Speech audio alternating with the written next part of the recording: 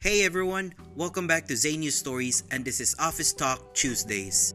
HR is not your friend. Story number 1 from Anti-Work, be careful what you share at work. Cthulhu's Boy writes, Had a rough time recently. My wife was in the ICU for 12 days. During that time, I shared more than I probably should have about what was going on.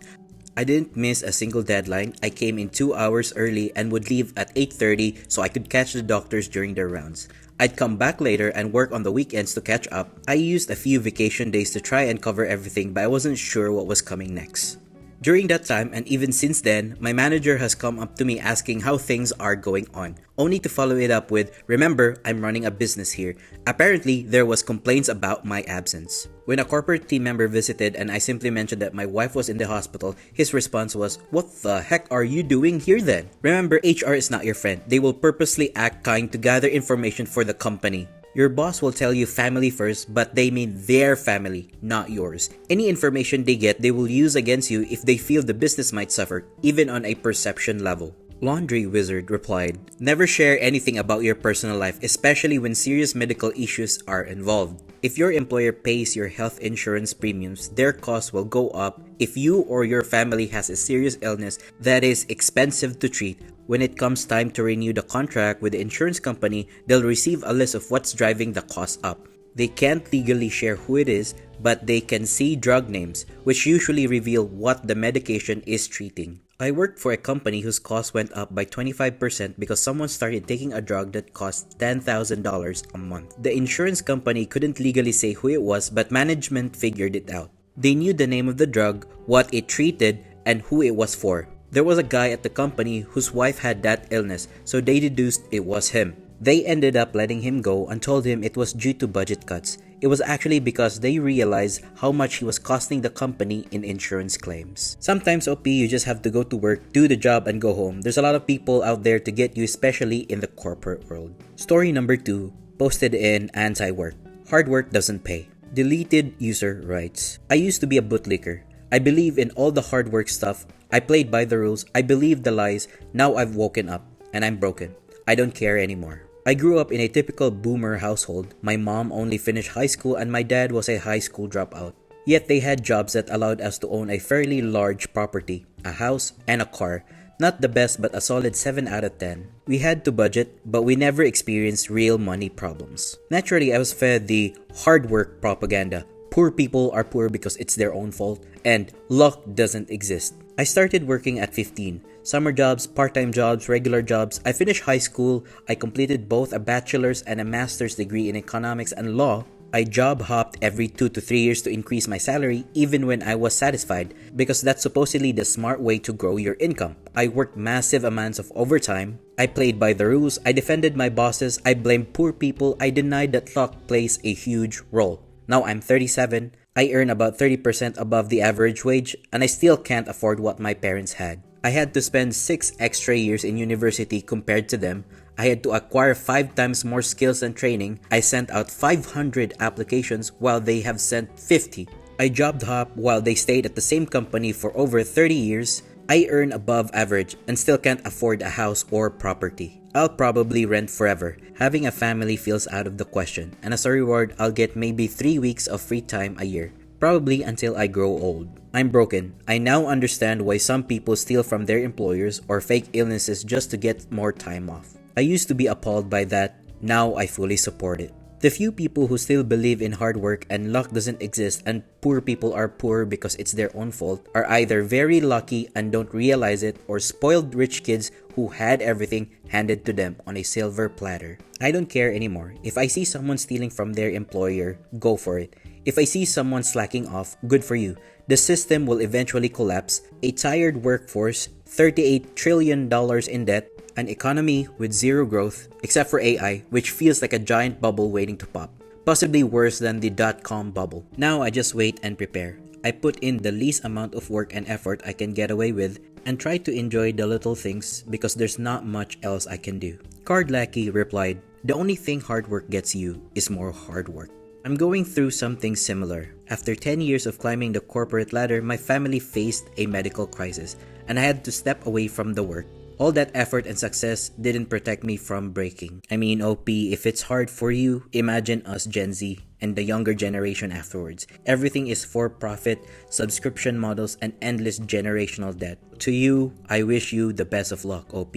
They refused to listen to me because I wasn't the supervisor, so I assigned the worst cases to myself. Story 3 is from malicious compliance. I'm either in charge or not. Variable 851 writes, "This is long, but there's a lot of upfront information needed to provide background information for the job I used to hold. I worked for a county psychiatric emergency services unit for 8 years, many years ago. The unit was connected to a hospital, so we received patients referred from the emergency department, but the primary role of the unit was to evaluate patients in their home, other hospitals, or jails, and initiate the civil commitment process if certain legal criteria were met. The unit was open 24 hours a day, running shifts from 7 a.m. to 3 p.m., 3 p.m. to 11 p.m., and 11 p.m. to 7 a.m. At various times, I worked all 3 shifts and I was very well known. For me, the best part of the job was going out to other facilities, and I was definitely in the minority on that. Most of the staff preferred seeing patients from our own emergency department.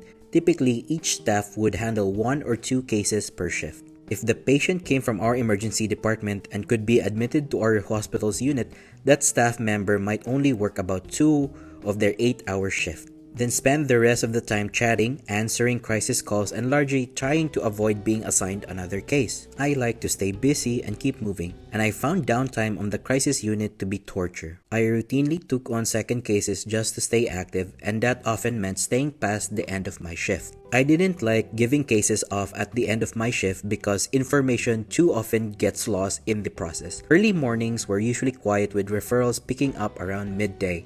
I requested and was approved to work from 10 a.m. to 6 p.m. My new shift was embraced by the rest of the day staff who predominantly did not want outreach cases. Cases were supposed to be assigned based on employee arrival, but within weeks, I'd walk into work and find staff who had arrived at 7 a.m. sitting around while an outreach case had been sitting for hours because they knew I would want to go out on a call right away. Now that was true, and I didn't care much about that part since I got to leave the unit, but it gives you an idea of the general attitude of the people who work there. Now comes the malicious compliance. Fake names are being used. Alan, the actual 3 p.m. to 11 p.m. shift supervisor, worked another full-time job and didn't arrive at the unit around 5:30 p.m. That meant the day shift supervisor, Danielle, had to give her shift report to another staff member, who would then pass the report to Alan. This was usually done the same way cases were assigned.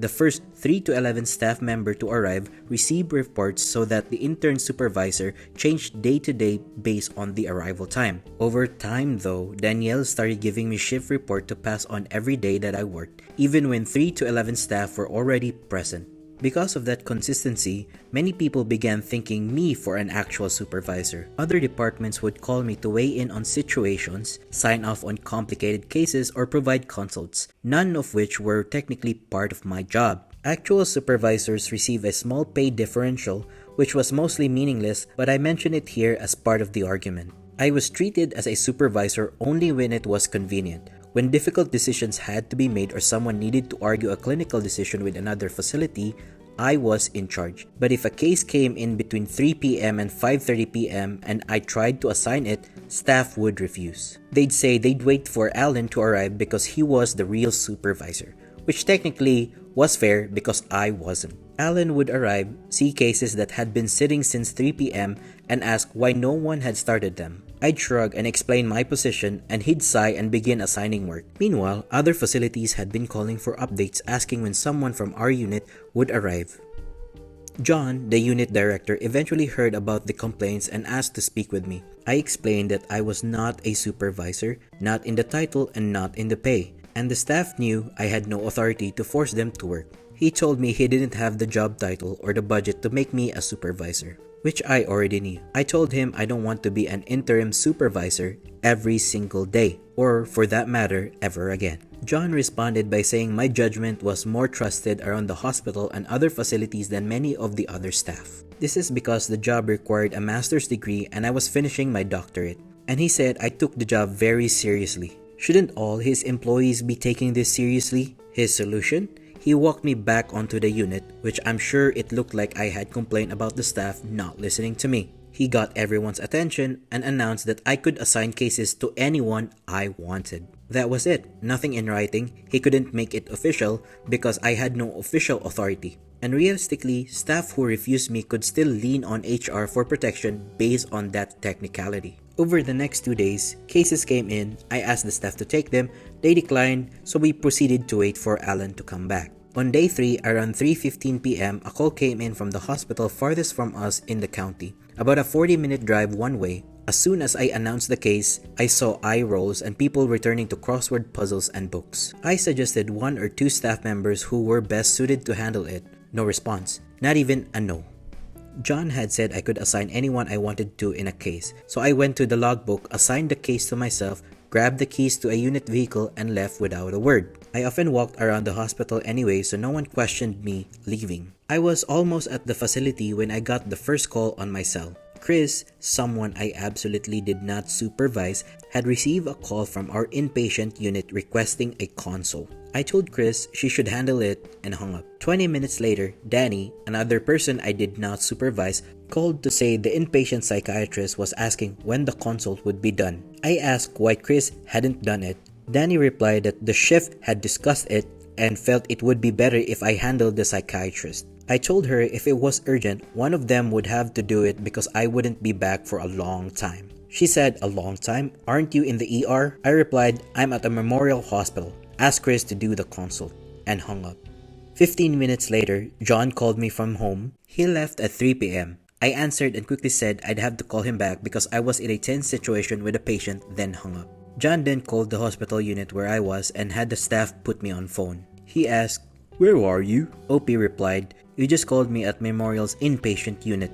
He replied, "Why are you there?" Finally, the question I'd been waiting for. "You told everyone on the unit that I could assign cases to anyone I wanted. So, I assigned it to me." I explained that I had suggested other staff take the case and no one would. I couldn't force them. It was a priority case. A patient had assaulted 2 other patients and a nurse needed to be moved to a higher level of care immediately. I was nearly finished with the process before the evening supervisor had even arrived to assign it to someone else. The one thing John couldn't argue with, I wasn't going to sit around waiting while someone else got hurt. I don't know exactly what John said to the other staff afterwards, but I was told he was livid. He made it clear that while I wasn't a supervisor in title, assignments from me were to be viewed as coming directly from him. Refusals would be considered insubordination and grounds for suspension or termination. From that point on, staff took cases I assigned, and if I caught any attitude, I'd just hold up the file and ask, "You or me?" Talk about being lazy in the medical field.